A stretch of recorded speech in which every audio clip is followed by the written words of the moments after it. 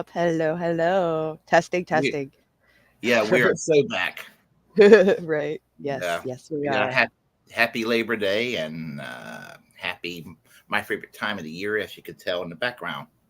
This fall, Yeah, I love fall. Fall is I love. definitely my favorite. Halloween. Yes, and I mean, just love is the gloomiest time of the year is the time that I'm actually the happiest, and everybody else is just like, oh God, the next several months and everything. And Mm-hmm. the weather around here has been improving, Mm-hmm. I even agree. even prior to Labor Day. Yep, yep. How Yeah. was your Labor Day? Oh, I weekend, I guess. Labor Day weekend? yeah, I worked. Of Yeah. course. Yeah, Okay. yeah, I'm work just trying to make it one day at a time. Um, and so it was okay otherwise. I mean, it wasn't like traumatically horrible, but I am overworked enough. I mean, we're understaffed and all of that. So Yeah, yeah. Well, that sucks you had to work on Labor Day. yeah. I what did I do? Kids came up, did a lot of stuff with the kids this weekend. So lots of shopping, walking around, driving, all of that. So Okay. Yeah. yay, mommy duties. Well, I mean, I mean, I guess it comes with the territory and all of that, but I'm sure it's rewarding in its own way, right?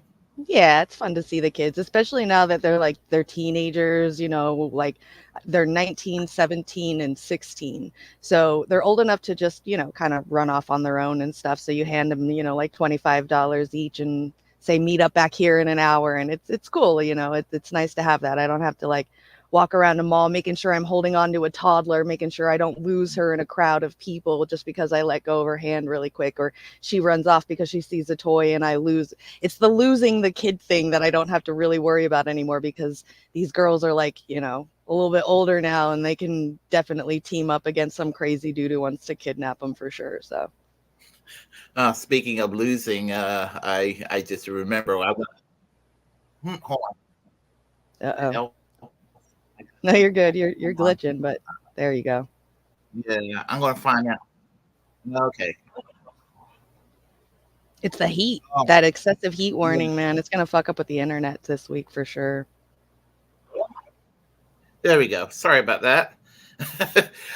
Yeah. Speaking of getting lost, uh, me and my partner in crime went to Ireland back in 2019, and we were in the city of Galway.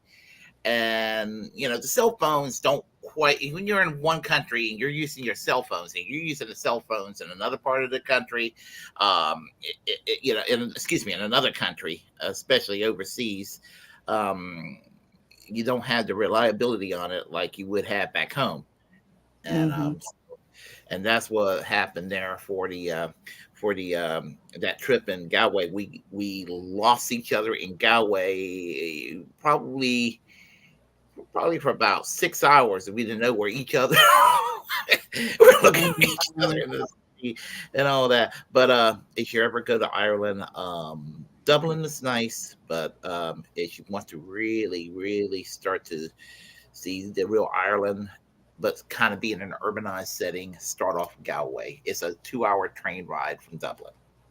Okay. Okay. That's funny you got lost out there. I have like a trauma with losing my kids because Mm. my dumbass when I was like I probably was in like maybe second grade, I think. So I remember I was really, really little, like I was young.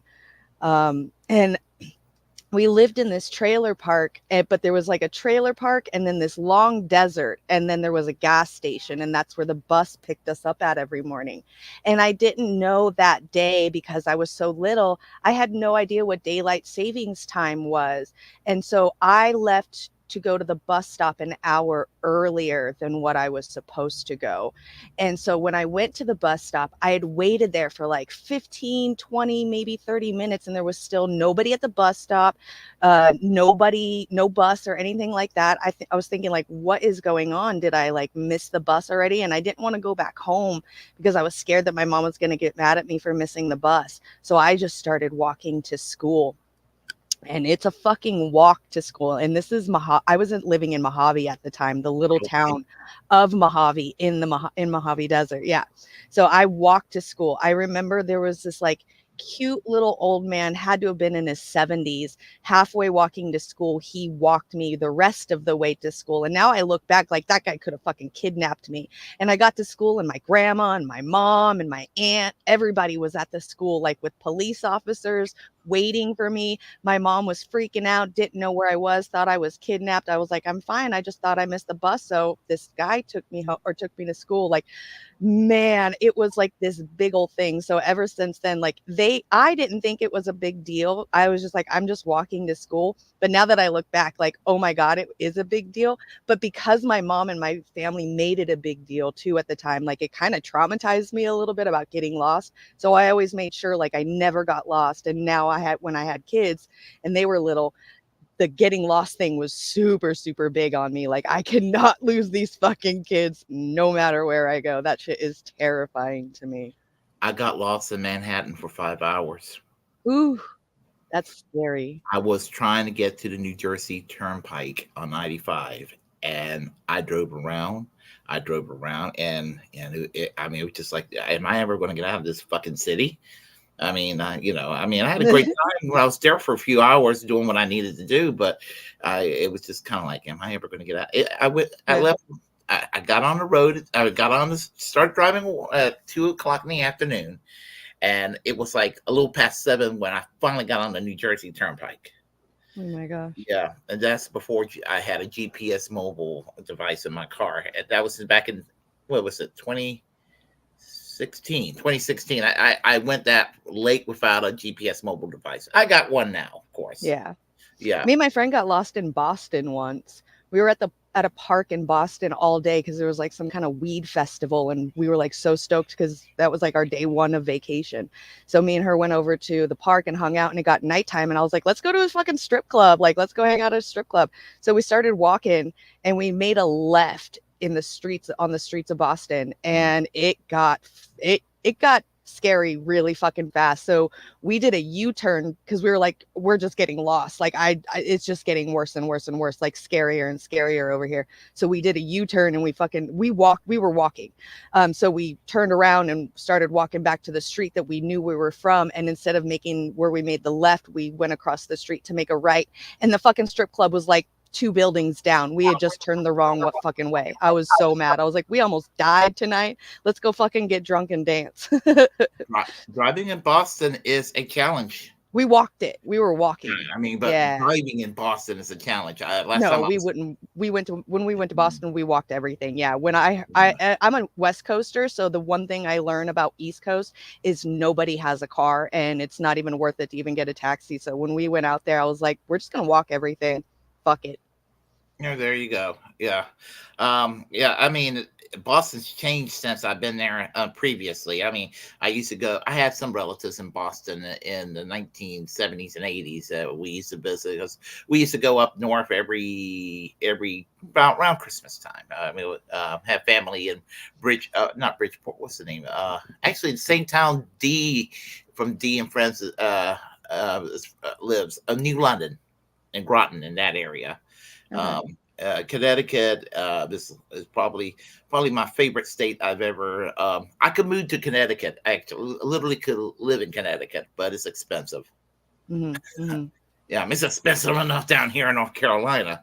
I don't know Mhm. if I want to go and have the cost of living affect me more, but there are aspects of up north I like way better than down here in the south. So the weather's Yeah. better. The chat is talking about where it's a nightmare to drive in Texas. You know where is a nightmare to drive in Texas? Is fucking Austin. I swear to God, I've gone to that place 2 times, and every time I drive around there, north feels like south and south feels like north. I feel like I'm like that town, that city is like flipped 180. Like east feels like going west, west feels like going east, north feels like south, south feels like north. Dude, that town completely ass backwards me every time I go into there. I fucking hate, I mean, I love Austin. It's a really fun, wild, wacky place, but holy shit. I get lost in Austin so fucking much. It's ridiculous. I can't even go back there. I've gotten lost so much. Well, Lost in Austin sounds like a country song. Touche. I I've never been to Texas, not yet anyway. So, That's the state I've been to the most, unfortunately. I've been to way many too many towns out there. well, I mean, the politics is horrible in Texas, but I mean, I think that there are aspects of Texas that I still wouldn't mind visiting. I mean, I think that Austin would be the place I could probably chill the most. So, Yeah. uh, I know yeah, I've been to like Austin, Houston, all different other types of Texas, and the only place I really ever want to go to is Dallas because I'm a Cowboys fan and I've never been there. I've even been to the Houston Texans stadium, and I've never been to the Dallas stadium. Like I'm a huge Dallas Cowboys fan, and I've gone to everywhere else but Dallas and Texas. well, you'll eventually go. No, So, I don't want to go back. I'm done. I'm over Texas. I've been there so fucking much. okay. Well, if you're done with You know Texas, that country song, "All my exes live in Texas." That's me. That's my life. Like I know like 4 dudes that I've dated that have moved to Texas and they live there now. So like I'm like shoveling all of my hatred towards that state. I have two ex girlfriends that live in Austin that they don't know each other. One was one was my first girlfriend when I was in college, and I hate her to this day. And the other one, and she was cool, but she was living in Raleigh temporarily at the time. So that was just a little fling. Nice. Very nice. Hell uh, yeah. Yeah, I got a fling in that I had a fling in Texas, but he was a country boy and I was not into it. I ended up meeting a girl and ditched him. oh, there you go. There you go. Yeah, she was hot. Hey, that's the way to go. Yeah, yeah, you do crazy things in your 20s, especially in Texas, so. Yeah, exactly, exactly. Let's see. I guess we should probably go with our first What's up, story. everybody in the chat? Just Let's wanted go to say say hi. hello. We need to do that. Hello, Warren. Hello, Rick. How are you doing? Let's see. Hello, Chuck's Intergalactic UFOs show. Love it. Yeah, everybody's so creative with those names. You know. I know. Yep. So I think Desert Mantis is here. Yes, yes, right there. And hello. Don't Don't mess mess with Texas. with me. Yeah, I'm done. I don't want nothing to do with it. I'm Don't mess good. with Texas. Yeah, Right. yeah. And I guess we'll. I know Ed Heller's here, and anybody else. We'll make sure we say. Well, let's go and make sure we say Daniel very sports highlights. Uh, Yeah. yeah, Man, yeah. Ed has been making some crazy food. I've been seeing his Facebook posts. Holy You shit, too. man. That boy has been grilling up and cooking. Man, he eats. I'm jealous. Yeah, I saw the video, the Labor Day shindig with him, Warren, and Laney Peterson, and they look like they had a fun time Hell with yeah. the backyard I know. I'm barbecue. so excited Warren is out there with friends to hang out with that, Mhm. mean a lot to him and shit like that. Like being out in New York, man, being out in Chicago now, I'm just so happy for Warren and all of that. Like that's just such a cool thing for him. Yeah, I haven't been to Chicago in what 20 21 years. Last time I was in Chicago was in 2003. Yeah, Okay. I've yeah. never been. Yeah, I'm almost lived in Chicago. I was almost arrested in Chicago in the '70s, but my mother had her purse snatched, and that was all. She was just like, "No, we're not moving here," and she made that clear to my dad. We're not moving here, so there was no move to Chicago. Yeah. Yeah. Yeah, so so I was kind of like, really? I was here all these years in North Carolina because some asshole stole your purse. That's funny. Yeah, but that's Of exactly course. yeah, that's exactly what happened. Who Yep. knows what happened in my life at that if there would have been a Right. move to Chicago. Raised in the city. Yeah. Yeah, yeah.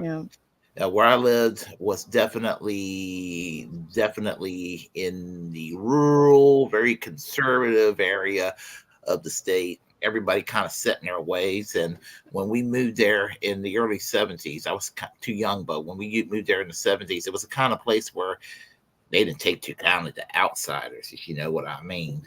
Mhm. Yeah, Mhm. yeah, Yep. Makes sense.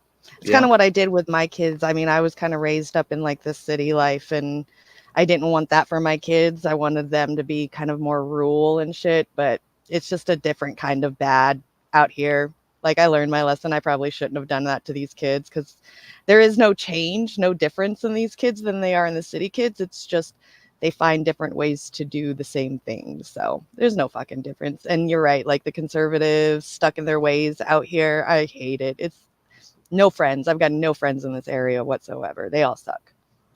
Yeah, I live in a rural area here and kind of okay. It's just outside of Raleigh.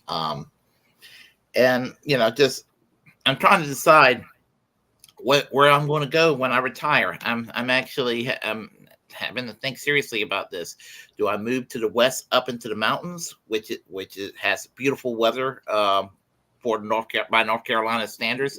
It stays cooler a little bit longer, and you get actual snow. Or do I move to the coast where it's just you know I love the Outer Banks. There's nothing quite like the Outer Banks of North Carolina. I mean, it is a beautiful area. Everything in between sucks in this state. Mm-hmm. Yeah, I would agree. I could agree. And if I were to move abroad, I think I know where I would move if I move out of the country. So, I'm really convinced that I think I would move to Portugal if I were to just like pack it all up and move overseas. Right, right. Cost of living is low. There's free healthcare, and I could be a socialist without 70% of the population thinking I'm a lunatic. Right. Yeah. Orange County is where all the conservatives in California huddle. Yeah, they do. That's where like the rich, beachy, poshy, like valley girl ones are for sure. It seems like more like California is like it's like a lot of conservatism, but it's all spread very like in rural areas, and then you've got these huge city pockets of liberalism. So like Los Angeles, San Diego, Santa Monica, Let's San go. Francisco. You've got these Sacramento, you've got these city pockets, like they're big cities too, that are just liberal as shit. But then once you start getting away from it, everywhere in between in California is just these huge swaths of like large lands where like these conservative families live. And there's a lot. It's just, it seems like there's more people living in the dense cities than out in the rural areas. So blue wins the state some fucking how. I have no idea, but it works. So, I have a friend that lives in California. Unfortunately, he's taken not a positive turn politically, and he claims how far left California is. Those Democrats. I'm like those Democrats are to my right. mhm. you know, Yep. Yep. they're and he's telling me no, they're all far left. Yeah, he was sort of indicating that we're like in Bernie territory and all that. I said no, they're more like Hillary Clinton. They're more like Joe Biden. They're more like Yeah. you Kamala know Harris kind of. Yeah. Yep. Debbie Wasserman Schultz. Oh, they're more like that. Yep. Yeah, exactly, PHX. Yeah, our rent here is reasonable. The landlord has refused to kind of increase it as much as other places are, so we're still really lucky here. Like with what we have, we're still under $1,500 a month here, and they did just started enacting the rent control too. So yeah, and that's the same with my husband. His commute to work is 3 hours to like Los Angeles or Ventura every day. So it's 3 hours there, 3 hours back. So the drive is just absolutely crazy. So yeah, I totally understand. It's hard to live out here in fucking California. It's rough unless you're making, over $100,000 a year. It's rough. I think it's rough everywhere. Yeah. This person telling me. This person from the opposite end said to me the same thing that Jim Perlman said from Florida, that I'm in a better place. That he says it because he thinks California's too far left. She says it because Florida's too far right, and North Carolina is sort of like the what was it? Sort of like Goldilocks with the just right bed, just right porridge. It's not hot or cold, and the bed is not soft or hot. That sort of thing. But North Carolina's got its issues too. So Right. Right. Yep. Same. yeah, $2,400 for a 2 bedroom, 2 bath. Jesus fucking Christ. Like my house, like I live in 900. I don't know how big this house is. I don't think it's very large either, but like, where the fuck do you live at? Because like, I'm up in the San Bernardino mountains. So like, my house is very weird. It's like, it's got some stories, but it's more like a tree house where to get up to the second story or get down to the first story or to the bottom story, you have ladders instead of stairs.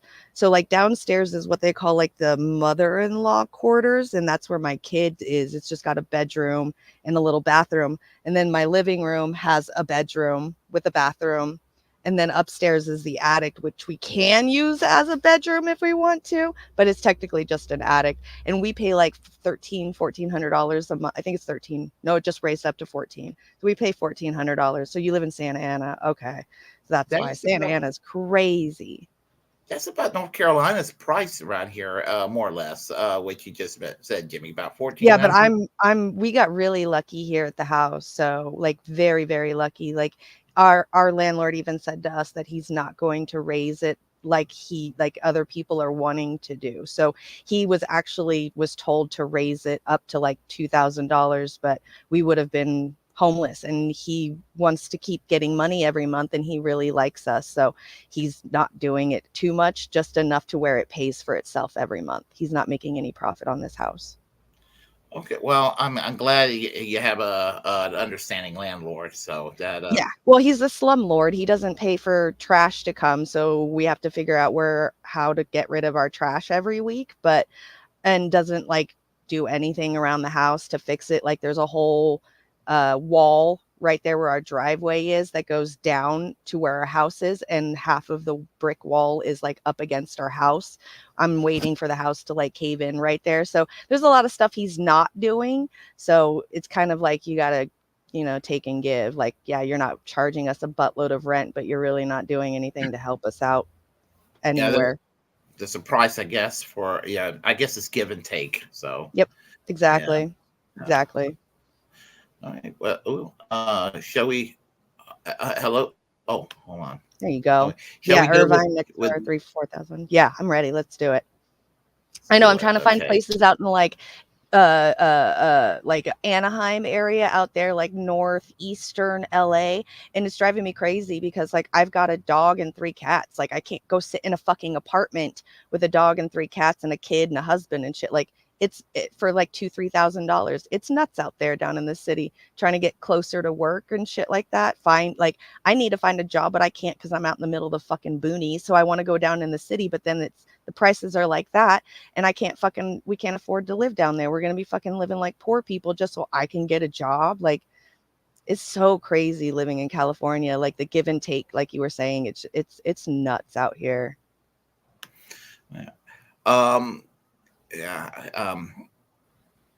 Just life is expensive, It is. which is, why it's important to celebrate Labor Day, because we're all under the we're all under demand, kind of, so to speak. So, um, Mhm. and there's I guess we'll start with a labor story. In Alabama, Yeah. um, Governor Kay Ivey, I believe that's her name, she's a horrible governor. We talked about Texas for a second. We talked about Florida, Governor Abbott, Governor DeSantis, but Kay Ivey is a pretty horrible governor too, as well. We'll go with this story here. Alabama elected officials rejoice after Mercedes union vote fails. State not allowed to be the sweet home of UAW, Ivy says. And this is, I'll have something to say about that because Tennessee went through this about a decade ago as well. Um, Alabama elected, this was by Howard Kaplowitz, and it says Alabama elected officials took delight in the workers at Mercedes-Benz plant in Vance voting against joining the United Auto Workers Union in a setback to organized labor in the state. "Quote unquote, the workers in Vance have spoken, and they have spoken clearly," says Governor Kay Ivey shortly after unofficial results show the workers voted 2,045 to 2,642 against union representation, according to the National Labor Relations Board. Alabama is not Michigan, and we're not the sweet home of the UAW, Ivy says. A variation of a line she used earlier in the week when she signed a bill that could lead revoking economic incentives on companies that voluntarily recognizes unions starting next year. That's crazy. What? Yeah. So basically, and I'll continue, but basically, if a company is okay with their union, because there's a few companies like that, they're going to make damn sure that they're going to disincentivize those companies from being unionized by basically, not giving them economic incentives. Wow. Tennessee did that a decade ago with Volkswagen. Volkswagen and the UAW have, what I can tell, a fairly healthy relationship with each other. And they were going to bring it to Tennessee. And they kind of did the same thing. They were like, you bring that union here, you ain't getting any of this incentives. So, and I'm not, here's the thing. This proves what I have been saying all along. And I hate the two-party system, but I'm going to bash Republicans right now. This is when they say that the Republicans is the party of the working class. And this year, at this time, I've been hearing people saying that Trump came in and his populism has turned the Republican Party into a working class party. That is bullshit. If you hate unions, you're opposed to unions, you're not for the working class. Right. I Yeah, agree. yeah. I'll continue. I know it's so crazy how they've gotten like the mental manipulation and having people believe that the right to work is better than unionizing. Like you just got to do a little bit of history, reading history. That's all you got to do. I belonged to a labor union for 20 years at my previous job, UFCW Local 204, United Food Commercial Workers. It's a relatively weak union, but in spite of its weakness, um, there's a difference between night and day when you have a relatively weak union versus no unions. And I know this for a fact because I went from a unionized job right away to a non-unionized job. I'm lucky that I have managers that they're okay. They're trained to not be assholes, and I'm very lucky in that regard. But still, there's a lot of rights that they can just take away from you in a non-union job that they can't in a union setting. And Hmm. so my wages are about the same, but my health insurance is more. I'm paying more, and I'm getting less for my health coverage. That's because it's a non-union shop. Things like that. Things like your vacation times. At my previous job, you could take your vacation any month during the year you want to, starting from November till January 1st. You They don't allow you to take any vacation time. So Hmm. I mean, there's little things like that. And plus, my pension at my union job, 20 years, is going to translate into, I'm going to be making more when I retire than I am while I'm working. And that's not just the union boss telling me this. This is all my fellow workers that retired from the previous company, can confirm that they're actually making significantly more money when they retire than they were while they were working. With the pensions they're getting and their Social Security combined, they're like, damn, life is pretty good now. That's fair. Yeah. All So right. so Okay. anyway, yeah, I'll continue. Okay, we urge UAW to repeat the results of this secret ballot elections. Ivy continue after the vote. I'm proud that Alabama is the home of the greatest automakers in the world, and I'm grateful to these companies who provide good pay. No, she don't.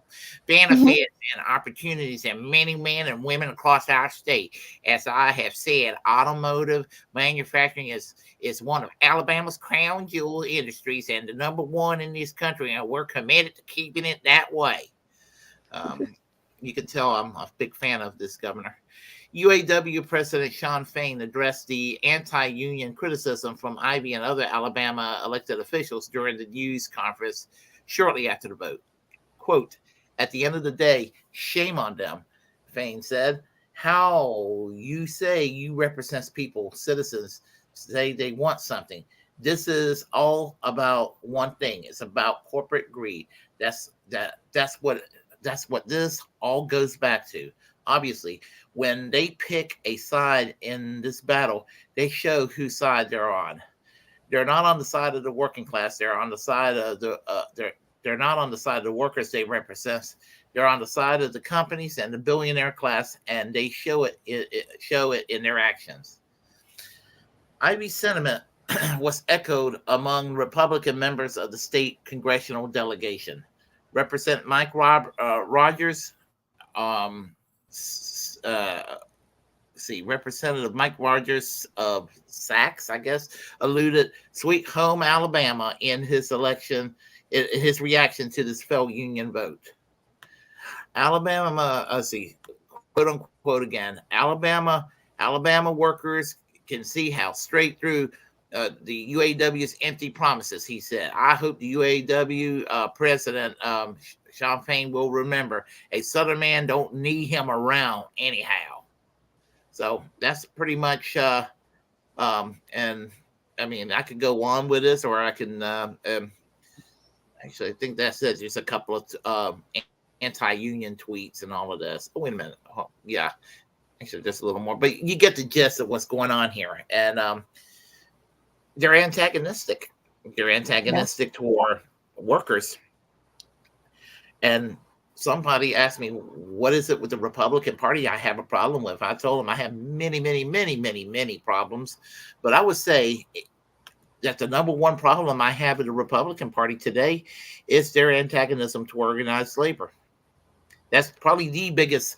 That's probably the biggest issue I have with them, and other issues I have deep issues with them too. But you know, Right. uh, since Reagan, they have they have destroyed the middle class, and they use the culture wars.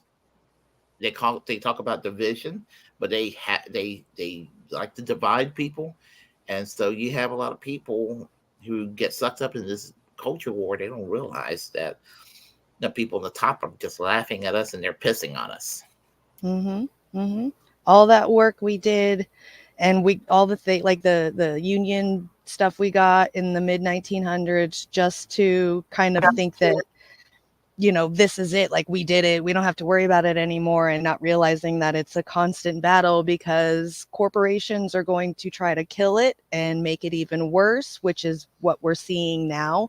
And it's the more that we don't pay attention and we keep doing this infighting, like you said, with the culture wars and the separations and the divisions of people and things like that, instead of working together for unions being powerful again, this is what's going to happen. And the video that I showed you or brought to you today even proves even more that these corporations are just going to keep using and abusing the citizens of America to make as much profit as they fucking can. Yes, they are. And so, let's see. Let me see what is this one's Yeah, it's called a here. great segue to this fucking video because you want to see how crazy and corrupt corporations are. Like, this video is going to prove it right here. Like, exactly. Like, they're not only trying to get rid of unions, they're also still using slave labor uh in the form of a loophole in our constitution. So Let's see. Is it Why Strike Workers Red no, it's Plesius? the TikTok one. Let's see. So one. Okay, okay. Sorry. Let me find it then. All right. TikTok. Okay. For some reason, I thought there was another TikTok one in here. Okay. This is the one then. Okay. All right. Yeah, this is the one. Mm-hmm. And we will. I was just about to say that's slavery. That's slavery. You took away the whips, but you See put if the you can paper turn up. the volume up. Took away the Yes, over there. masters and you put them in uniform. Same difference. Same difference. It kind of appears that there is a coordinated system in order to protect the labor created by the prison system. Walk into a McDonald's in Alabama. Maybe scroll down hold a little bit, see if the volume is under. Yeah, that's what I'm trying to do. And for some reason, it's not doing what it's supposed to do. Come on. I don't know why it's not moving. It's TikTok.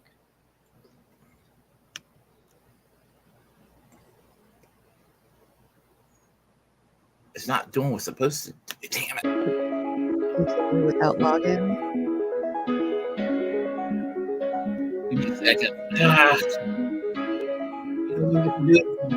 I can get it back in mere seconds. You're fine. Go ahead. Yeah. Because I remember the TikTok when you sent that to me earlier. Here it is. And I might be able to rescue it.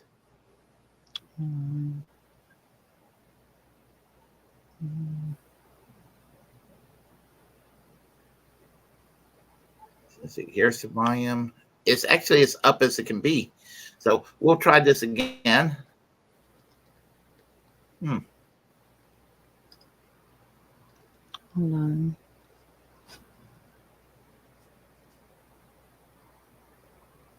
Okay.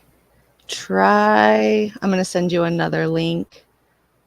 And I'm going to put it in the chat for you. See if this one will work better. Okay, I see it.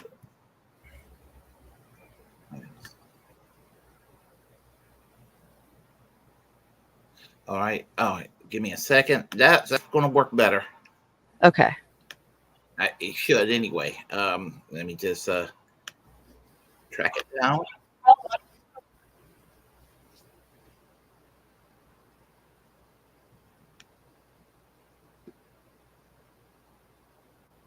Let me put it back in the beginning. Sorry about that. We'll get it ready.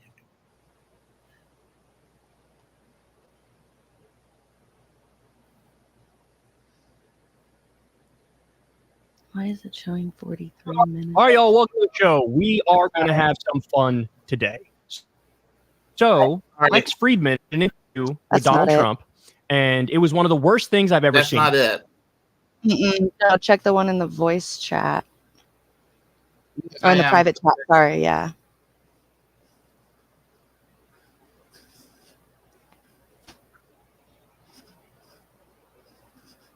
What's up, y'all? How y'all doing in the comments? I got fan on my face because it's so fucking hot. Today's like day one of like extreme excessive heat warning, and I've got a fan on me, but it's like blowing all these random hairs in my face, and it's tickling my face, and it's driving me crazy.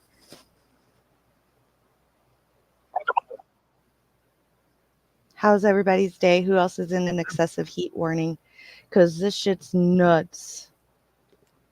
I don't know where this is coming from. Type in YouTube. What did I just type in there? Hold on. It's More Perfect Union Slave Labor. And it's the first video that pops up.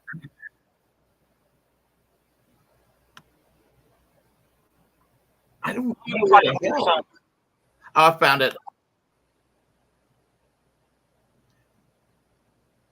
I don't know where the hell that came from. I am so sorry about that. Okay. We're going to... 80 degrees. Yeah, that's so brutal, Lucky. Goddamn, Lucky. I wonder what the... Oh, it's 93. Fuck that. It's 93 right now. Okay, I got it, Timmy. I don't know where the hell that Kyle... I haven't seen a Kyle Gillespie video at all today, and he popped up. And it's a 43-minute long video. I was like, Jesus Christ. No. It's not 2018 anymore. So, all right. In the Great White North, Lucky. Lucky.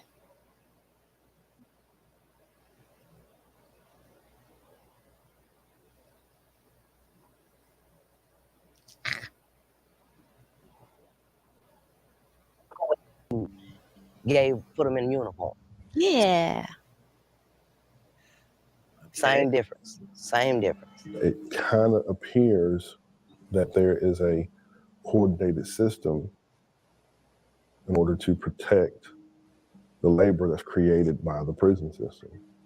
Walk into a McDonald's in Alabama, and the worker flipping your McDouble could be an incarcerated person. It's a sad situation the way they getting rich off us. The Alabama Department of Corrections farms out incarcerated people to work at hundreds of private companies and government agencies across the state. McDonald's, Burger King, Golden Corral, Wendy's. We got a Wendy's contract right now. State Trooper's office. They'll send everybody everywhere. They'll send you everywhere. Yeah. It's the parole office. And even though ADOC trusts these incarcerated people to leave prison every day and work alongside the general public, many of them are still denied the chance at real freedom. I work for y'all, but when I come up from parole, you deny me. Why would you deny me? Because you're getting free service. This is a story about corporations and the state of Alabama exploiting prison labor and the coercive policies they use to keep its citizens trapped in servitude. It doesn't work. It's a terrible system. If you're wondering how any of this is even legal, well, it might not be. That's what we went to Alabama to figure out.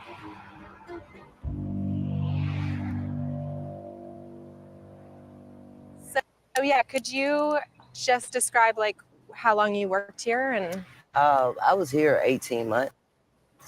I ran a kitchen by myself from 8 to 5 every Tuesday through Thursday. wow, Yeah. that sounds like hard work. It was. Elizabeth Thomas was in the Alabama Work Release Program for 5 of her 15 years in prison. So they had a combination of incarcerated people and free world people. Yes. Yes. Did you feel like there was a difference how they treated? Sorry for the buffering. Oh, most definitely. We work longer hours. Make the work release work over or work extra days. Don't want to give you off days. Like, no, I gotta eat my health. I have to get rest. You know what I'm saying? I'm not a machine. But that's how they look at you. Like, This is Quincy Sanders. During his nearly 17 years in prison, he worked at several restaurants, a lumber yard, and McDonald's. like working a real job and trying to be incarcerated is a very hard experience. You have to be mind strong, really. Alabama has one of the most overcrowded and deadly prison systems in the United States. Even the Justice Department found conditions there to be unconstitutional. In 2023, almost a person a day died in Alabama prisons, which is almost 5 times the national average. Or they might get beat to death. People beating folks with sticks. They breaking broomsticks, making little billy clubs. People in there stabbing each other. People in there doing drugs. People in there almost about to die. They're not giving you no nursing assistance. The nurse probably get there. You probably be dead. But ADOC offers people in prison with nonviolent misdemeanor convictions a potentially life-saving deal. If they join the work release program, they get to live in special facilities that are generally much less dangerous than regular prisons. They spend their days working in the free world without prison supervision, and they can earn 72-hour passes to visit their families at home. If you go out here and you do the right thing, you get to elevate, you get to grow, you get out of this facility. But you know what you didn't tell me is that you finna get all my money. That's what they didn't tell you. The state takes a 40% cut of every incarcerated worker's wages off the top, before taxes, plus an additional $5 a day for van rides to and from work, $15 a month for laundry, and then any restitution and court fees. If your check is $636, you might see two something out of that. And that's every 2 weeks. and you done work 80 hours and only seen $200. Like it makes you lose motivation, because you know money motivate people, especially at working. So it kind of makes you lose motivation. One estimate calculated that the state of Alabama enjoys a benefit of more than $450 million a year off of prison labor. And it's slavery all the way around the board, just slavery. And unlike free world workers, incarcerated workers can't just get a shift covered or quit. ADOC has a list of rules that all incarcerated people are expected to abide by. Rules like don't have contraband, be in your bunk at the required time, and rules like don't refuse to work. That's a rule on the books. CJ Sandley is one of the attorneys behind a recent lawsuit filed against ADOC. The range of punishments folks can face if they get written up for refusing to work include solitary confinement, losing access to phones, tablets, visitation, access to their families and loved ones for like 30 days, 60 days, being required to do more work inside the prison walls for free under threat of punishment. I want to talk to my family. I want to be a part of my family. And you're telling me that if I don't go and do what you want me to do at these jobs, work as hard as they want me to do, if they need me 7 days, you want me to go there 7 days. If they need me 80 hours, you want me to work 80 hours. If they want me to turn around and come back and do a double, you want me to get up and you want me to be available to do all this. But if I decide I'm tired, Lord forbid if we got sick. I talked to Reginald Burrell, who was injured when an entertainment center fell on his head at the private furniture manufacturing company where he worked through ADOC. When he spoke up about it, he was fired. And I confronted Xavier about it, and they shipped me to Shieldsburg with extra duty, taking away my privileges, and I ended up in a landfill. I just got assaulted and mistreated at this job, and now I'm in a landfill working for free for a multi-million-dollar company. One of the most valuable things in the system is whatever I can do to get out early. If a work stoppage to protect myself from being abused and to speak up for myself could subject me to sanctions, I don't have to say it, but you're going to follow whatever order you're given.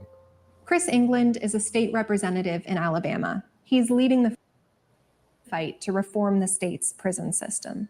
It is a completely broken system. The folks in charge, the parole board, they don't use guidelines. There is no methodology applied to it.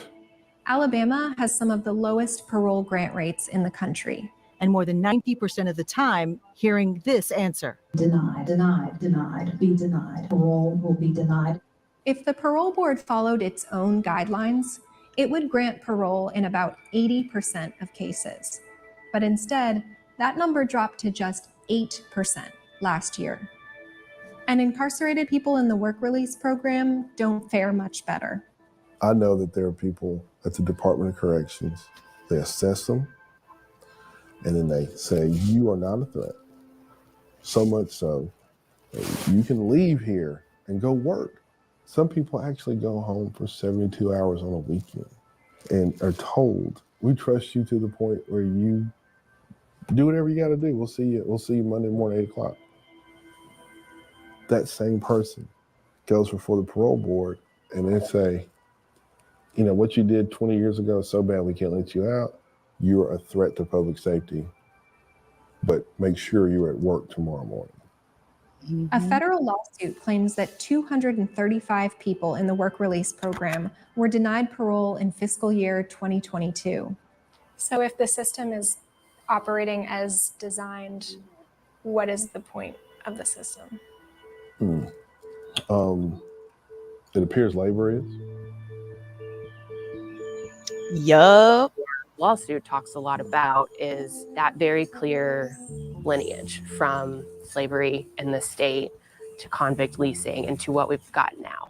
And the punishment by the Department of Corrections is what our clients are challenging, because that's what amounts to involuntary servitude and slavery by the state.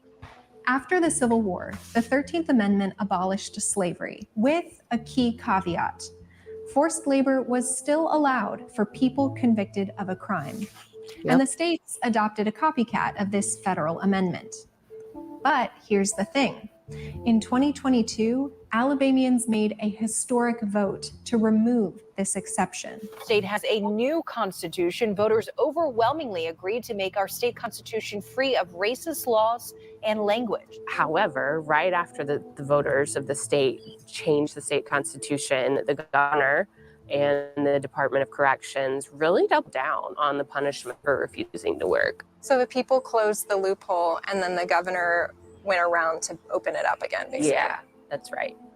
Governor Kay Ivey's executive order made encouraging or causing a work stoppage a high-level violation on the same level as possession of a weapon, drug possession, and bribery. The order also cracked down on correctional incentive time, better known as good time. In some prison systems, good behavior is rewarded with what's known as good time. People can earn sentence reductions and get released from prison early. And the state legislature even changed its good time law to increase that form of punishment for folks who refuse to work. We're simply changing the amount of correctional incentive time or good time days that are offered. Are we increasing or are we lowering it? We are lowering them. All of this was done on the heels of this constitutional change, and frankly, it's a brazen ignoring of the will of the voters of the state, and that's what our lawsuit is about. And so many people want to work, but they want to be paid fairly. They want to be paid a free world wage for the labor they're doing. They want to be working in safe conditions. They want to be treated fairly, and they don't want to be forced to work if they don't want to, or they can't because they're sick, or they have a doctor's appointment, or they're feeling unsafe in their work and they want to change jobs. One of the unique things about this state and really the country is that things just never end. They evolve. Yep. If your prison system is full, it's primarily full of Black folks, Black men, and you have a racial disparity in who gets released and who doesn't. Can you imagine the optics of what that labor force looks like? Black people account for just over a quarter of Alabama's total population, but more than 50% of the prison population. An AL.com investigation found that Black men were 25% less likely to get parole than white men. If you could take a picture of a group of men who are working convict labor decades ago and juxtapose that next to a current labor force, it would probably look the same. Yep. That's crazy. So, what is the point of prison? Is it the creation of a cheap, controllable, and confined labor source? Or is it rehabilitation? And what does a real commitment to rehabilitation for incarcerated people actually look like?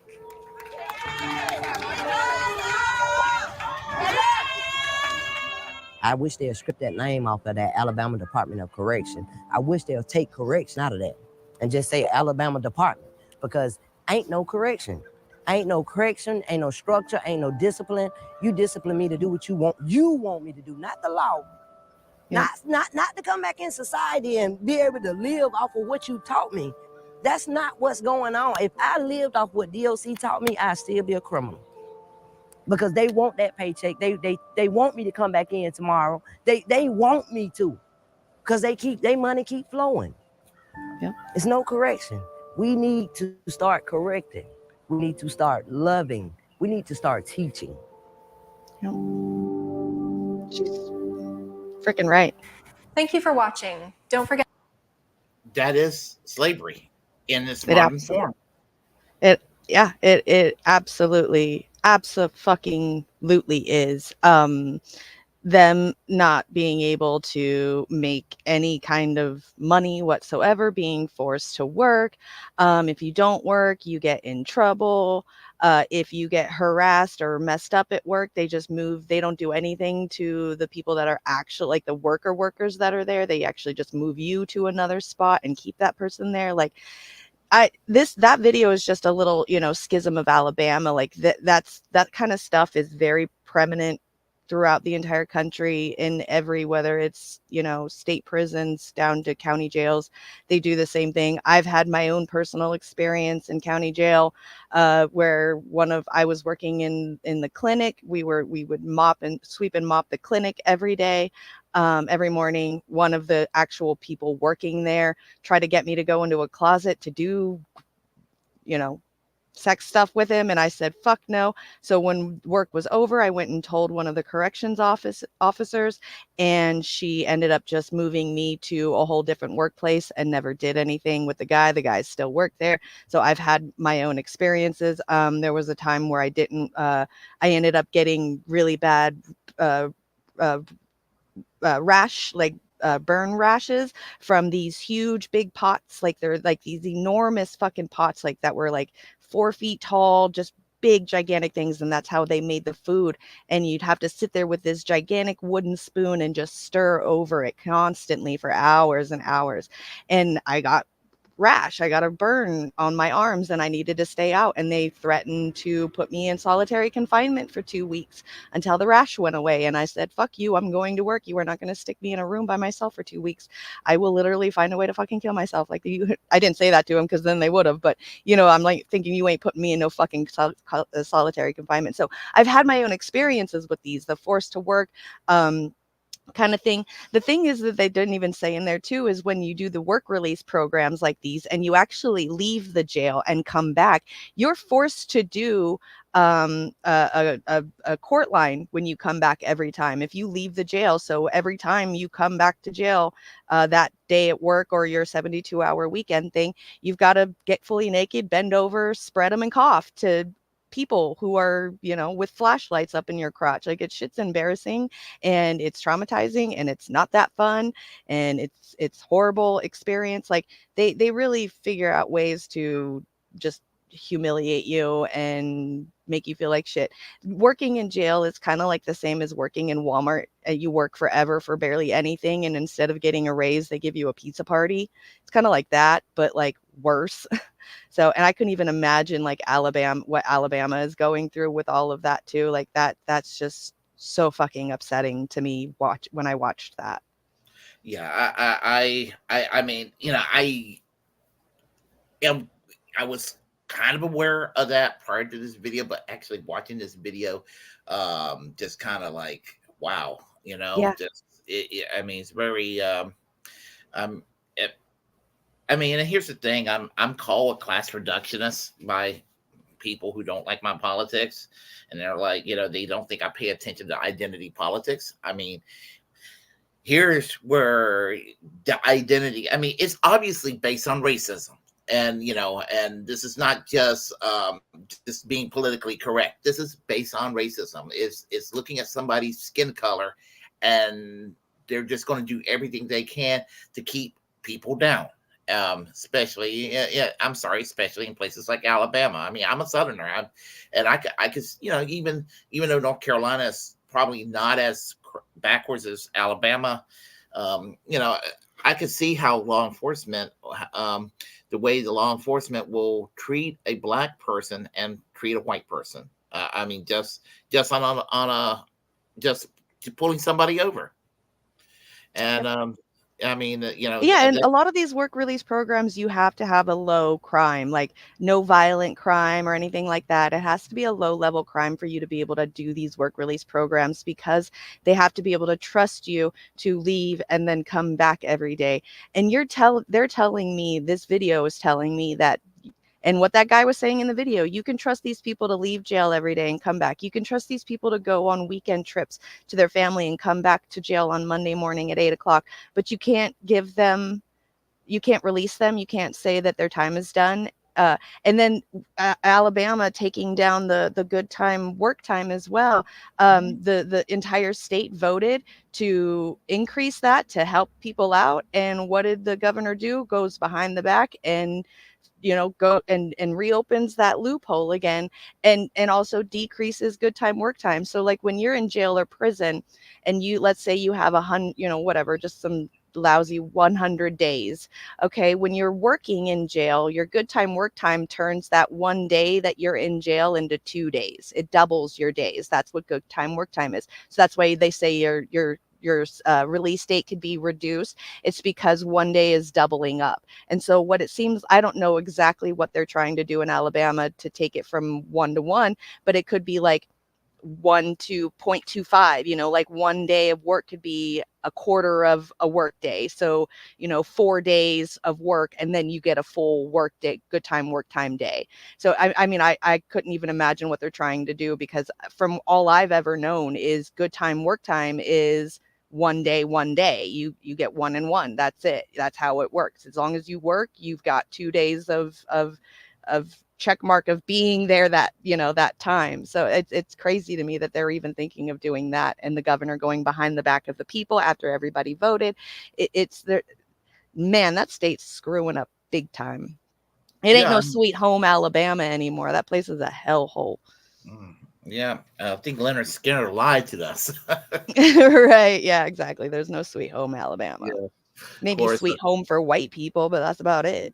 Yeah, I mean, and you get to hear some white people with the victim cards, like, oh, they pay attention to everybody except for us white people. And I don't really like to throw around the term white privilege that much. But there is white privilege, and that's a raw example right there. And it's like society is looking for an opportunity to deprive all people, but they do focus on African Americans, maybe to a lesser extent Hispanics or Asians or Native Americans, but they focus on African Americans to demean them as much as possible, whether it's done consciously or unconsciously. I mean, the point is that's what's going on. There's no denying of that, and that is an injustice that needs to be addressed right there. Yep, I agree. Yeah. So Leonard Skinner was from Jacksonville. What's up, Hirsch? Yeah. Yeah. With Jacksonville, Florida. Yeah. I think it was, they named it after a teacher. Their gym teacher was Leonard Skinner. They were like, what? They like to sound that name, Leonard Skinner. Yeah, Alabama was never sweet. It's so crazy to me how one state could just be so wild like that. Yeah, I mean, no. And I just and those motherfuckers out there in jail are like literally have chains on their ankles and are breaking rocks with hammers. Like, tell me slavery's not still here. Like that's literally what that is. We're in 2024 and motherfuckers are still chained or have chains on their legs and are breaking bricks with hammers. You're kidding me, right? You're absolutely fucking kidding me. And that's bad in its own way, but also to see inmates having to work jobs that at least normal citizens could have, where it's actually where these corporations have to pay them minimum wage. But no, like they want to abuse the Department of Corrections system and make them work for pennies on the dollar. That's absolutely wild to me. I can't believe like McDonald's and shit like that would, I mean I could, but it's still like, what timeline am I on right now? Because I had no fucking idea. One more reason to boycott some of these corporations. You know, and it's like what Warren says online on Twitter. Shut it down. Yep. So shut it all down. Exactly. We're going to still keep going with the Labor Day theme. But this is an oldie. What I'm about to play right here. And this is when Rachel Maddow was actually based, and not the lunatic she is today. Once upon a time, she was okay. But anyway, she explains a piece of legislation that Obama campaigned on in 2008. And this legislation, do you remember the Employee Free Choice Act? I don't know. I think so. I oppose right to work laws, but if we had to have right to work, Employee Free Choice Act is a way to counterbalance it, because what it will do, it will actually automatically grow the unions. And and once Obama became president, they made like one little attempt at it, and then they never talked about it again. But she explained what Employee Free Choice Act is, and I was very excited when there was actually prospects of this being talked about. And when the Democrats were controlling Congress in the last 2 years of the Bush presidency, of course they voted for it to be vetoed by George W. Bush, but they really didn't mean it. They knew he was going to veto it. So all right, here we go. All right. First, you enjoy big partisan fights on the floor of Congress, if you enjoy hyperbolic warnings from Republicans about Armageddon and the end of the Republic as we know it, tomorrow might be a good day to call in sick and curl up with C-SPAN. Because tomorrow, Democrats in both houses of Congress are expected to introduce a piece of legislation that may divide Republicans and Democrats more sharply than any other issue, more than the stimulus, more than the budget, more than even health care, maybe. It is the sort of wonky-sounding Employee Free Choice Act. Boiled down, EFCA would make it easier for employees to form unions. As it stands, if you want to join a union, your employer can demand that you hold a secret ballot election. Why might they want to do that? I don't mean to cast aspersions, but there is a whole industry that has sprung up to help companies make the union or no union election process really intimidating for the workers. If the Employee Free Choice Act passed, the employees would get to decide what they wanted to do. They'd get to decide if they wanted to use the secret ballot election or if they wanted to allow employees to just sign cards instead, cards saying whether or not they wanted to join. If a majority of workers signed the card, they'd get a union. President Obama and congressional Democrats are on board with this proposed change. But the Republican Party has come out against it, way against it, like this is the hill we'll die on against it. If you want to turn America into Europe, there's nothing. Yes, I do. That's exactly what I want to do, Mitch McConnell. We'll do it faster than eliminating the secret ballot in labor organizing elections. It's dangerous for America. It's dangerous to small business. And I think it's a threat to one of the fundamentals of democracy. This is nothing more than a payback to the big labor bosses. Take away the secret ballot election from workers is not supported by union workers, by potential union members. This is, I think, an affront to the American people, and we will do everything we can to stop this. An affront to the American people? Something even union members hate. A threat to the fundamentals of democracy. Egads. Actually, have you guys actually read the bill? Because if the employees still want the election thingy, they can still do that. Seriously. No, seriously, did you guys read the bill? Do you want just the Cliff Notes version? Here it is from the House Committee on Education and Labor. Quote, the Employee Free Choice Act does not abolish the NLRB election process. That process would still be available. Would still be available. Still available. It does not abolish the secret ballot. People get a choice. It's a pretty simple thing to explain, actually, Employee Free Choice Act. Okay, that video was sponsored by the Service Employees International Union as kind of an awareness about the legislation. And I mean, just think about if you have right to work and it's easier to form a union. Just think how much better this country would have been if 10% of the workforce could have turned into 25 or 30% of the workforce, which I think that's what would have happened had that legislation passed. Right. Yeah, I agree. Like I said earlier, it's just going to have to be a constant fight. We're going to have to fight all the time and never give up. When things are really good, we can't just be like, all right, things are going to be good for a while. Let's have fun. We can't do it. We got to fight because they're always going to find loopholes. And I'm not sure if that provision's in the kind of written in the to protect the right to organize act, which is another piece of legislation that they said they were for, and you can see how passionately they're fighting for it right now. They're not. I mean, They're not. And I mean, I remember I was getting excited about the PRO Act when it was being, when it was being introduced and all that. So I guess we could go with next video. Let's see here. Which one you want to do? One of yours? No, go for it. Okay, let's see what we got. I'll tell you what we'll do. Let's see. Okay. Oh, well, this is one of my favorites right here. Remember when Mitch McConnell said in that video about America turning into Europe? Remember that part? I think so. Yeah, I interrupted and I say, yes, that's as I would like to see, economically speaking. So anyway, yeah. So this is a right-wing video talking about the myth of Scandinavian socialism.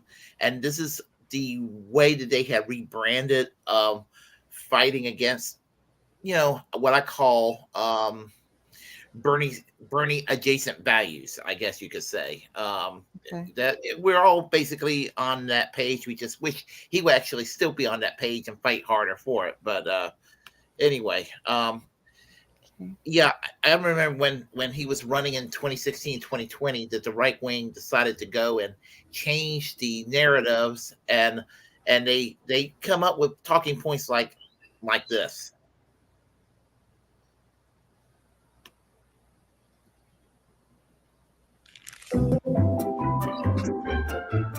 Dare I ask?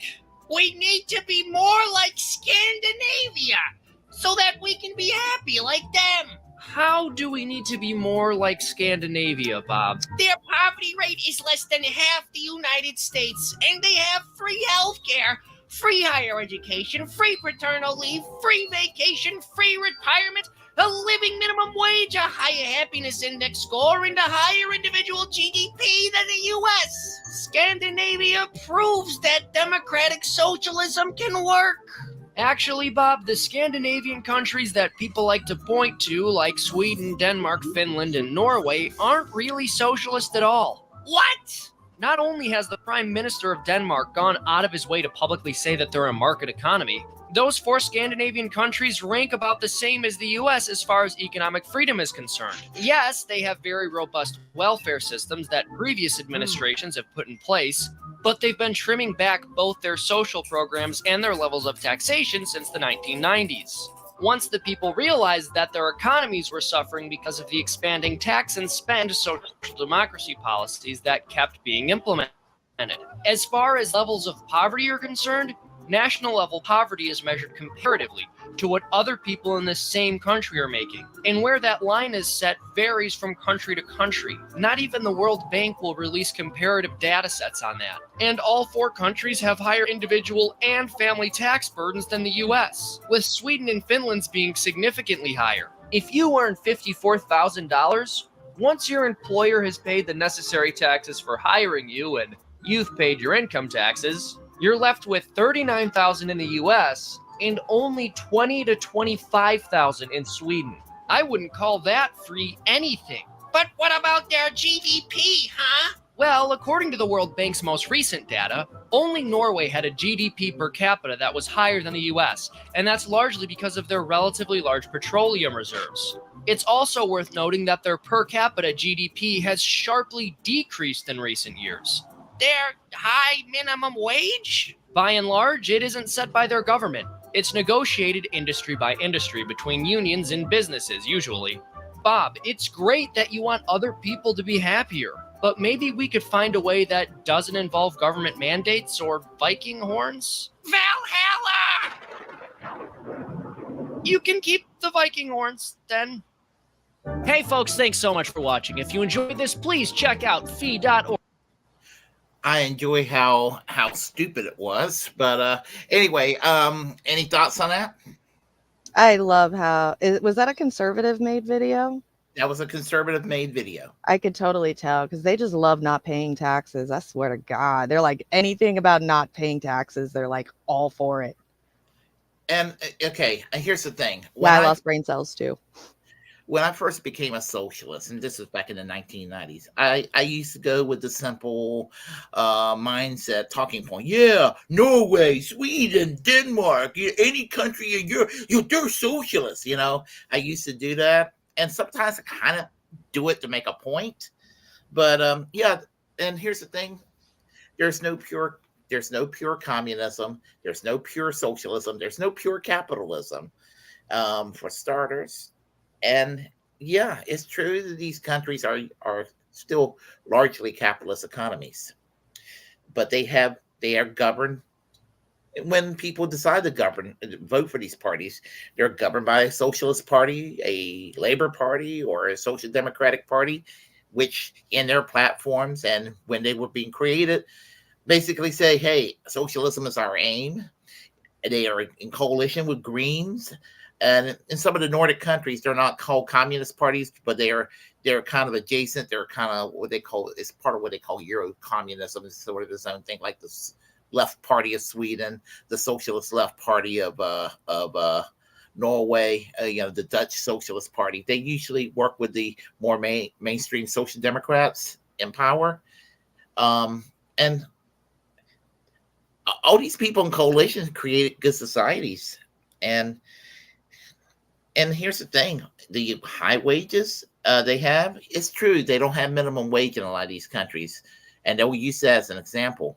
And the only reason, here's the thing: they don't have to, because their unions are so strong that they have leverage that they basically force the companies to keep the wages high. And in some ways, I think that's better than having a minimum wage. So, and I have a friend that lives in Montana that goes to Norway every other year. He's told me that Norway, you have to literally look for property. It's impossible to find it there. Mm-hmm. So anyway, any thoughts on that, or? No, it was stupid. It was dumb. Well, and even I hate when they say like they don't, or they use, instead of saying social programs, they say welfare. That pisses me off. It's like, that's what a social program is to help take care of the people who can't take care of themselves. Why do you have to call it welfare? Like, I just hate that manipulation tactic they use, because when we give billions of dollars to Lockheed and Northrop, we call it subsidies, but when we give it to regular citizens, it's called welfare. Stupid. Yeah, in America, when they give like the food stamps and Section 8 housing, they call it welfare. They'll call Social Security and Medicare, they'll call that entitlements. And then and when the conservatives tell you that's what they're against, and you use the corporate welfare argument, all of a sudden they're like, well, I'm against corporate welfare too. But they're going to more focus on what benefits poor middle class people. And Yep. But they'll be okay with, corporations getting their subsidies, because the trickle down economics, we're going to get a little bit of it. And it's going to, they're job creators is what they say. They create jobs, as if like everybody here on earth that's a regular person could be a job creator no matter what. So your point is completely invalid, because I could own a business and hire a couple of people, and now I'm a job creator. If I give my kid $20 for doing the fucking chores, I'm a job creator. So fuck out of here. I'm a job creator too. Fuck you. Give me subsidies, bitch. We're living under the 11th term of Ronald Reagan. So, and Right. it has failed. It was a failure when I was growing up. I could see that it was a failure then. And why the fuck did we just keep insisting on keeping, I want the Reagan Revolution dismantled, scrapped, and everything. And I want a second New Deal with a little more balls to it, Mm-hmm. Yeah. Yeah, right. And yeah, correct, bailouts too, free market. Yep. The terms that they use, man, I swear. Exactly. So, yeah, I just thought that was, and I started hearing Ben Shapiro starting to use those arguments, and I just did not want to subject everyone to Ben Shapiro, voice. So, Good. Yeah. Thank you. I did That everybody. definitely looked like a PragerU video for sure. Yeah. Yeah, I decided to do a service instead of an act of crime against humanity by Thank you. exposing everybody to Ben Shapiro. Yeah. Yeah. Yum, yum, yum. We don't want to hear about him. Yum, yum. Yeah. Annoying ass little boy. Yeah. Yeah, he sucks. Yep. But there is a Ben Shapiro video that I kind of will be sharing in spite of what I just said. It's from the Amazing Atheist, and it's an old one too, but it relates to what was being discussed. So at least we get to hear somebody insult the Ben Shapiro in the process. Okay. And he's pretty brutal against Ben Shapiro when he decides to go after him. Okay. Time's up. Ben Shapiro rips Bernie Sanders and Ocasio-Cortez. Let's hear it. Bernie Sanders is the ideological thought leader of the Democratic Party. He is the wise man upon the mountain who sits there conveying his genius to the rest of the American public. And he was, he's stupid. But Bernie Sanders, I run out of accolades for Bernie Sanders. He was on CBS this morning discussing why America is fundamentally immoral and wrong. And this links up with the Andrew Cuomo perspective that America is inherently bad. What would make America better is if America were no longer America. If America were to embrace all of these other programs and policies that America has historically not embraced because we believe in individual liberty over collective redistribution. And that's the basic idea. He doesn't believe in individual liberty. It's not an economic issue per se, but Ben Shapiro was all for the crackdowns on free speech after October 7th. Yep, safe spaces, all of it. Yeah, he's a little crybaby that wants his safe space, and he got his feelings hurt because somebody says what Israel's doing to the Palestinians sucks, and he acts like, he accuses people with the victimization and all of that, but all of a sudden he turns into an identity politics asshole and act like he's being persecuted, and nobody's persecuting Ben Shapiro. Honestly, his voice is persecuting all of us. So, So your argument for not changing policy is because historically we've never had those policies. I mean, are you aware that you could be dropped off at any point in history and make that same argument? Hey man, America has traditionally had slavery. Hey man, women traditionally have not been allowed to vote. Yeah, lots of things have been tradition until they weren't anymore. So I'm not saying that you're wrong about your position. I mean, I am saying that, but even if you were right, that's a shitty argument. Tradition's good because it's tradition. I don't buy that bullshit. Neither should anyone else. not only that, I mean, these countries that have the free medical universal health care, there was a time that they didn't have it. And, for example, so if he's going with that argument, I mean, I tell people, a conservative government in Germany in 1881 created the first universal healthcare system in the world, Otto von Bismarck's. Of course, he got scared of they were more radical back then. The Social Democrats in Germany were more radical in the 19th century. And he had to go and create the welfare state to keep the workers content and all of that. And, as I said, was a time that these other countries didn't have this sort of thing. And until they decided, it's time we do have these things. Yep. We're long overdue here. Definitely long overdue. Yeah. And it's not like our traditions here in America are that set in stone or from way far back, and we have always had these kinds of any kind of tradition. I mean, that just hearing tradition, it brings in my head Santa Claus was invented by the Coca-Cola company, at least the red and white outfit with the furry white trim, riding on a sleigh with reindeers. That was invented by Coca-Cola to get people to buy more Coca-Cola back in the early mid 1900s, and it just became the symbolism of Christmas. So, and now we think of it as tradition, like it's always been around. So, You know, it's not until it is. Well, that's funny you mentioned that with the culture war because Yeah. a lot of people is like, well, Donald Trump allowed America to say Merry Christmas again. I'm not like, I'll tell these people, shut the fuck up. Nobody's forbidding you for saying Merry Christmas. I mean, Right. and the thing about it is, as far as Christmas is concerned, it's a commercialized holiday, but It is. a lot of people don't even know that most Christians didn't celebrate Christmas until the mid 19th century in the United States. Right. A lot of people didn't realize that. The Catholic Church and the Episcopal Church were the only ones that were really emphasizing on it, and everybody else just sort of, I'm not going to say they were doing the Jehovah's Witness thing before Jehovah's Witnesses were doing it, I guess. Right.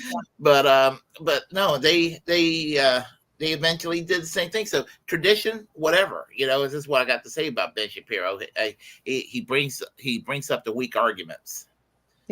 Yep. I like what Hirsch says in the comment. Ben wants to talk about traditions when he can't even carry out the tradition of satisfying his wife. Oh, isn't that the truth? Ouch. Right.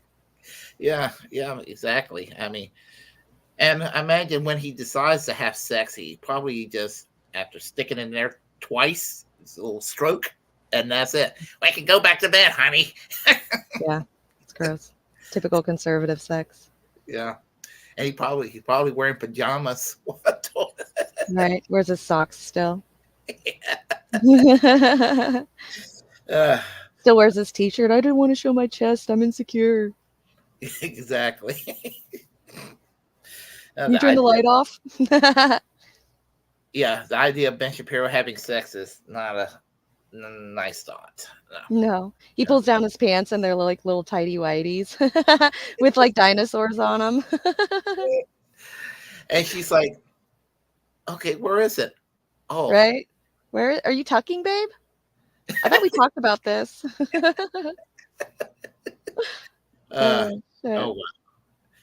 We're bad.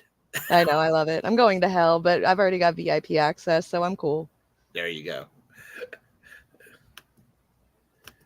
So Bernie Sanders is on with CBS this morning, and he explains why America is fundamentally immoral. It's fundamentally immoral, and it is fundamentally wrong. And I would like my pudding cup, please, before I keel over. My blood sugar is simply too low. I cannot handle this any longer. Please play the clip. Okay. He calls people anti-Semitic for criticizing Israel, but what does he do? He's got something in common with Bernie Sanders. They belong to the same ethnic group. It's just that Bernie's less religious, but I mean, he just engaged in an anti-Semitic trope by mocking Bernie Sanders' demeanor. Yeah. Yeah. And that, but if it would have been somebody, some progressive person doing that, to Ben Shapiro or someone like that, they'll be screaming anti-Semite. I just think it's ironic.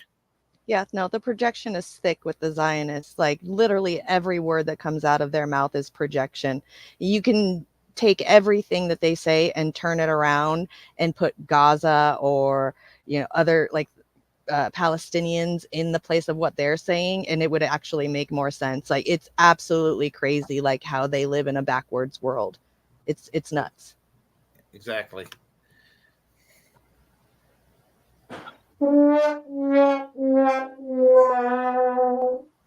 I think that there is growing resentment, not only among young people, who in many cases are going to have a lower standard of living than their parents. I think that there is an understanding there is something fundamentally immoral and wrong about a nation in which we have free people who own more wealth than the bottom half of the American people. That does not make sense. One of the things that you have to love about Bernie Sanders is that his take on economics is so disconnected from the reality of economics. The only thing I can think to analogize it to is the use of his hands to what he's saying. And they're completely disconnected. And he's just saying, he's sitting there and he's talking to you and you don't know what he is doing with his hands, but it just seems like at the end he's going to be doing the Macarena. No one understands why. Why is Ben Shapiro being an anti-Semite? Why is he talking about the way that fucking Bernie moves his hands when literally when Trump talks, he looks like he's sucking two fucking cocks at once?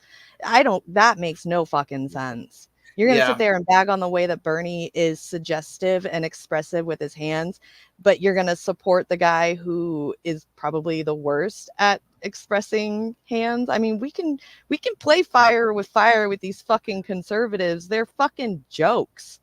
Actually, This is he nuts. didn't vote. He didn't vote for Donald Trump in 2016. Ben Shapiro. Oh, did he not? He didn't trust Donald Trump in Who did he 2016. vote for then? He sat it out. He sat out that 2016 Oh. election. Good for him. He was what they called a never Trumper. Okay.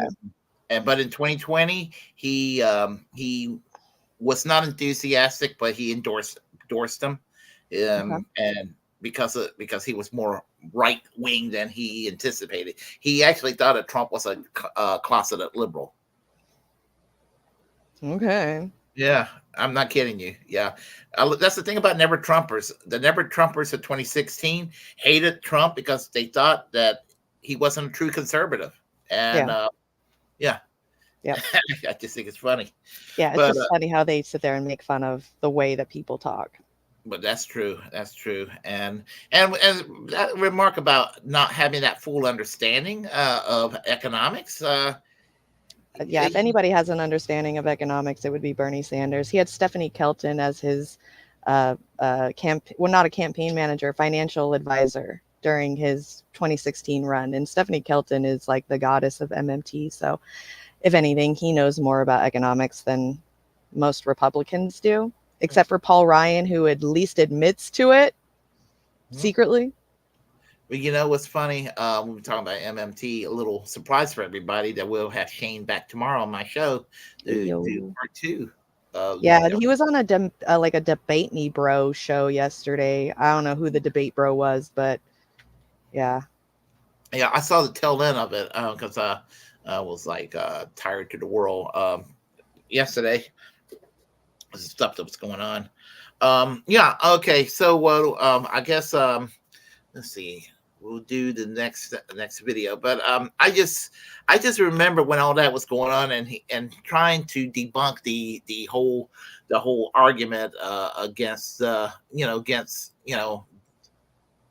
socialism, we can call it or whatever. I mean, I call it socialism, but that's what I call it. But other people may have another name for it and all of that. So I guess we'll go with the story here. I guess we'll do that one last. That's the one I think you said we'll do last. So which one you want to do? Why strike works, or we could do that one if you like.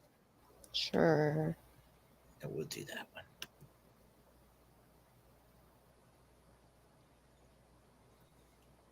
All right.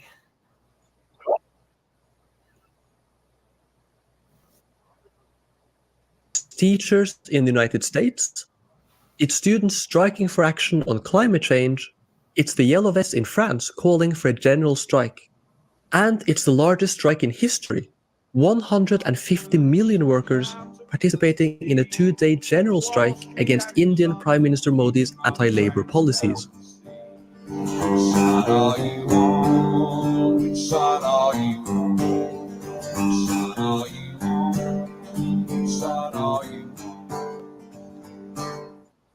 What are strikes? Strikes are a form of direct action. They are a way for workers to struggle and win the change they want to see through their own efforts.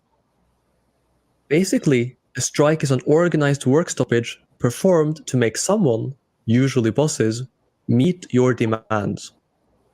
Strikes are a traditional tool of labor movements across the world because they work so well. They work by making it less costly for people in power to give strikers what they want than not to.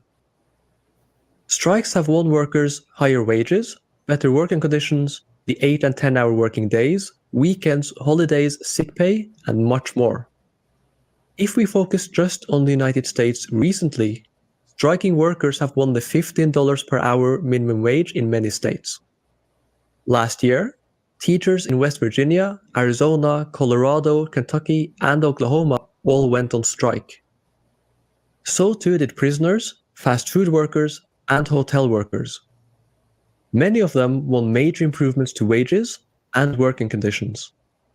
Organizing with their communities, striking teachers in LA just won big for teachers and students, including a 6% wage increase with no concessions, demands for class size caps and decreasing class sizes across the board, a moratorium on charter schools, additional school counselors and librarians, a nurse in every school, and demands against racial profiling and for immigrants' rights. You may have heard that Trump recently shut down the US government. He didn't seem to care about the huge costs to the economy, the injustice of working people not getting paid, or the harms of people not being able to get the medication and treatment they have a right to.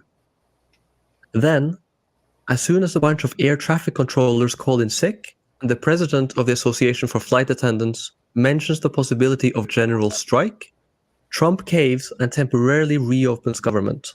Do you think that's a coincidence? Most people that saw you on that screen knew calling their congressman wasn't going to do shit. If you get shown a problem but have no idea how to control it, then you just decide to get used to the problem. And that's why our plan for tomorrow is important. Because if we stop them from crossing the picket line this time, we win. It's a good plan. Yeah. Tomorrow we show them how to give fucks. If capitalists and high-up managers, let's call them bosses, listened to workers and cared about what they want, strikes wouldn't be needed. If explaining your perspective and making good arguments was enough to convince them to do the right thing, strikes probably wouldn't exist. But that's not the world we live in. The world we live in is one where, for bosses, maximizing profits comes before everything else. Whether it's a living wage, workers' right to dignified life, basic health and safety, or even the continued existence of our species on this planet. The real world is a world of class struggle between workers and bosses, and it's the outcome of that struggle that decides how the vast majority of people live. One of the main reasons why millennials are so much worse off than their parents is that for some time now, the bosses has been winning. This is why the right is so anti-union. They know that unions are on the side of the working class. In real-world capitalism, class struggle is a constant, whether workers are fighting it or not. The right knows this, and they know which side they're on. That's why Republicans and major corporations spend staggering amounts of money on anti-union propaganda and getting government to pass anti-union legislation. Want to know which side the government is on? None of the last year's striking teachers in West Virginia, Arizona, Colorado, Kentucky, or Oklahoma were legally allowed to strike. This is also why the first thing that the Italian and German fascists did when they got to power was to attack unions. And it's why, in January this year, fascists threatened strikers and racially abused picketers at a strike in Manchester Victoria Station in England. And it's why fascists in Portland are protesting outside of union halls and getting events cancelled, especially those of the Industrial Workers of the World, the most important syndicalist union in United States history. Strikes aren't just a tool for greater wealth and better working conditions. They are also a tool for working class self-emancipation. Under capitalism, workers are dominated, oppressed, and exploited. Working people do not have a reasonable alternative to working for bosses who control the means of production, whether that's fields, factories, or office buildings, to get what they need to live. After all, being poor, homeless, and hungry are not reasonable alternatives, and we all know it. This gives bosses the arbitrary power to decide what workers do and how. In other words, they control the labor process. Bosses decide whom to hire and fire. They can assign people dangerous, harmful, and humiliating tasks. They can decide who to promote and offer opportunities to, and they make long-term strategy and investment decisions. On their own, workers have no real say and no democratic decision-making power in the capitalist economy. Bosses do, and they use that power to maximize profits with little to no regard for workers. This makes capitalism inherently unfree. Strikes are a way of fighting back against this unfreedom. Workers have an interest in striking for at least 3 reasons. First, workers have an interest in freedom, in being free from domination, oppression, and exploitation. They have an interest in controlling their own activities and their own lives. Every step in the struggle that reduces the power of bosses over workers, up to the point of workers taking control over their own workplaces, is an expansion of their freedom. By decreasing the domination, oppression, and exploitation that workers are subject to, strikes increase freedom. Second, workers have an interest in their self-emancipation, in freeing themselves from unnecessary domination, oppression, and exploitation. The demand to control our own activities and our own lives is based on the idea of using our own powers to individually and collectively self-direct or self-manage our lives. The practice of collectively self-directed struggle expands their powers to resist and eventually overcome oppression, and in itself increases and practices workers' powers of self-direction and self-determination.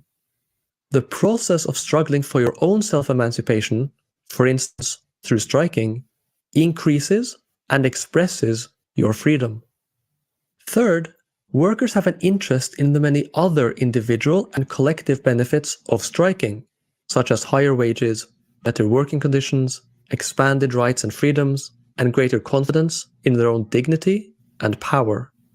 Strikes are back because they work. They are back because they are necessary to make the world a decent place for the vast majority of the people in it. And they are back because they are a way of fighting for the self-emancipation of working people. Strikes are back because they change the world for the better. So what about being a part of something important, huh? Oh shit.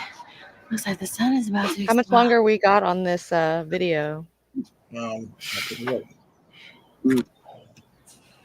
are a part of something important.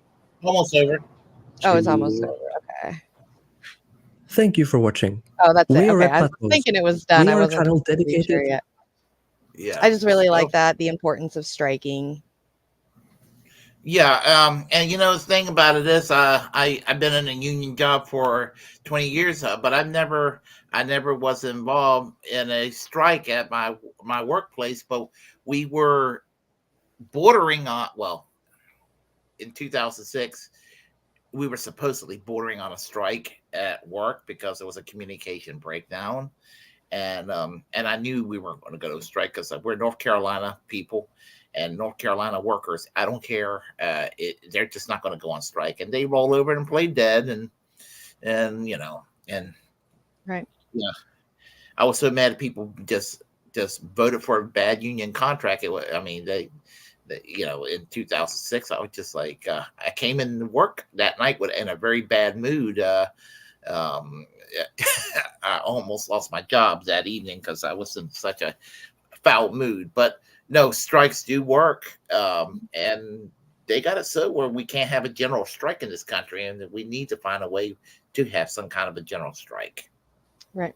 It's really hard, especially with, like you were saying earlier, with the Republicans fighting back against it so hard. And then we just had proof this last few years with Obama 2.0 of Biden doing canceling the strikes for the railroad workers.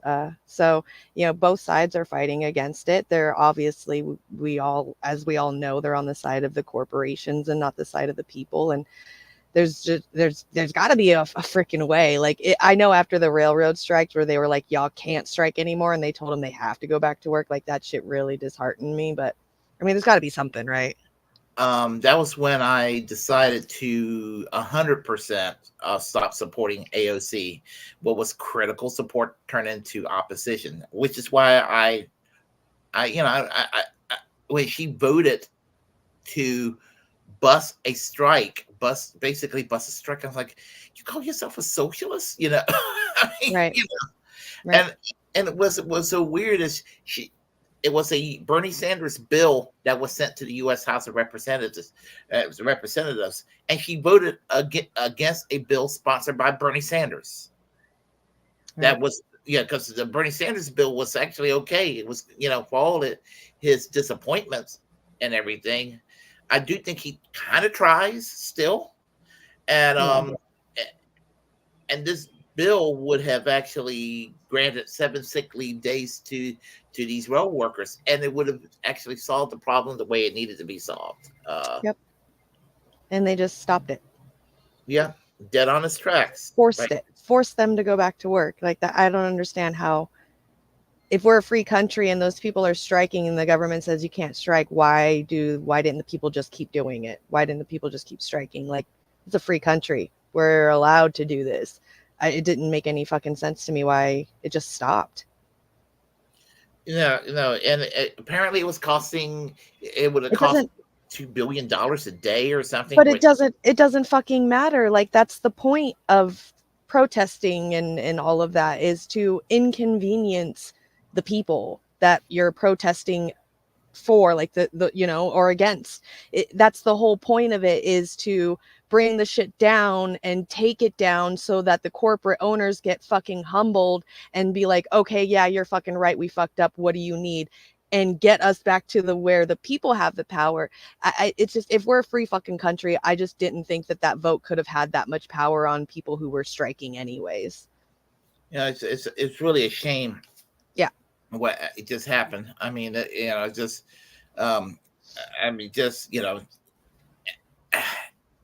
it's like, I don't get it either. We ever going to move forward in this country this day and age?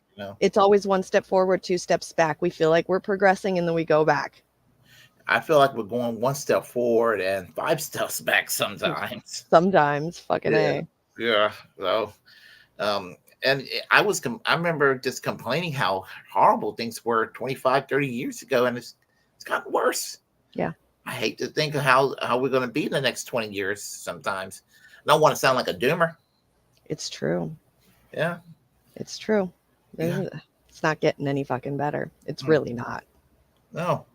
And we had some opportunities, believe it or not, with COVID. I mean, to kind of turn things around a little bit. We had an opportunity to do some kind of health care for people, and even it just didn't, Yep. I know. Yeah. I'm gonna okay. Somebody's knocking at the door. I'll be right back in a second. All right, you got it. So sorry about that. Nope, you're good. Hey, you're going to be live in about 10 minutes. Extra Booyah with special guest Game.Film. He's cool. I've been watching a couple of his gaming streams. He's been fun to watch. Tell him I says hi. I'll probably be there watching as usual. That's cool. 10 minutes. You got it. Hi, Miss Sherry. Yeah, definitely want to bring you back on here again for sure. We do like once a week show now too, so we'll have to figure out a good time. Because when I had you on my show, what was it, like once a month? I was doing like 4 or 5 shows a week, which was a lot. That was a lot. I don't know how people do it. I really don't. Without getting paid, at least. I couldn't do it. Not that long without getting paid. I'm back. Non-motivational. All right, welcome back. All right. We can hop off early if you want. We got like 10 more minutes, and Warren's going to be live in about 10 minutes with Game.Film. That might work, and we have to probably discuss a few things anyway before too long. So if you're willing to, we can. We'll be back, I guess, next Tuesday. Yeah, absolutely. And don't forget to go check out Warren's channel, Extra Booyah. He's gonna have Game.Film on today. Yay! Yeah, absolutely, and hopefully the electricity and the cable won't go out next week. Yeah, let's hope so. Yeah. Fingers crossed. Exactly. It didn't today. Yeah. Touche. Yeah. Touche. Yeah, absolutely. So, all right. Let's see. Let me make my announcement then. Let's see. Tomorrow night, 8 p.m. Shane's coming back to the Willie Bragg show, and we're going to continue our discussion on MMT and I'm going to be discussing the Humphrey Hawkins Act, because we can solve our unemployment problems right now. But I'll talk about that tomorrow. Let's see what else is going on. Friday, I'll do a live stream on Friday, 8 o'clock, and then if I do a surprise live stream, it will be a surprise. So, any plans, Jimmy? Hi, kitty. For this week? No, I'm just Yeah. going to be gaming, streaming some games. That's what I'm going to be doing. All right. Well, Hey, Warren, if you want a game with me, you go download that Once Human game. It looks very, very, very scary, and I downloaded it, and I haven't opened it up yet, and I want to stream it, but I'm too scared because it's a scary horror game, and those are the only things that scare me in my life, so I don't want to do it by myself. I scare myself when I look into the mirror. No, man, I don't get scared of anything. Haunted houses, abandoned places, like none of that shit scares me at all whatsoever. But you put me in front of like Resident Evil video games and I will cry. Literally, I will cry. It's wild. Actually, I saw a movie that kind of I'm not going to say scared me, but I saw a movie that was a little disturbing. And this past summer, a movie that I didn't even realize what was on in 1990. You ever heard of the actress Rainbow Harvest? No. She's not around anymore, but she's a dead ringer for Winona Ryder. And okay. Yeah, in fact, a lot of people say they look alike. And you can watch the movie for free. It's called Mirror Mirror from 1990. And I tell you, that movie was a little disturbing. It was a kind of a disturbing movie about a mirror that was possessed, and she got possessed by the mirror. Okay. Yeah. So, Yeah. yeah. You stream on your channel too, PHX? Lately, Fortnite. I play Fortnite with some random stuff tossed in. Definitely, I'll go give you a follow. Let me open it. Okay. And I guess we'll say goodbye to everyone, and yeah, and see y'all next week. Take care. And yes, free Palestine, stay high. Free Palestine, stay high. Free speech, and this liberation for all people. Hi, Roxy. Yep. All right, take care.